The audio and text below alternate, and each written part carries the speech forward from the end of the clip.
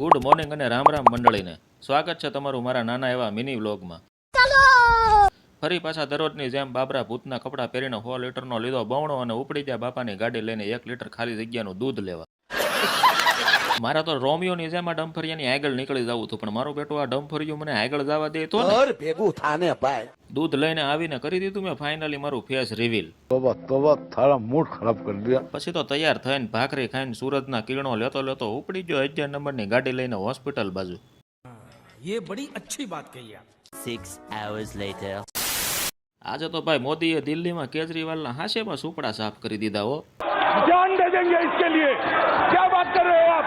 હું તો આવી ગયો મારી બેનના ઘરે મારા ભાણિયાને મળવા, પણ ભાણિયા મારા બેટા મારા વિડીયો જોવામાંથી ઉષા જ નથી આવતા. લાગે છે ભાણિયાને મજા આવી ગઈ. अभी मजा आएगा ना भिड़ो. પછી તો બેનના ઘરે એક સાથે 1 વર્ષનું બેહીને હાલવા મીણો મારા ઘરની બાજુ, અને આજનો વિડીયો કરી દીધો પૂર્ણ. જો તમને મારો મિની વ્લોગ ગમે તો લાઈક કરો, શેર કરો અને સબસ્ક્રાઈબ કરવાનું તો ભૂલતા જ નહીં.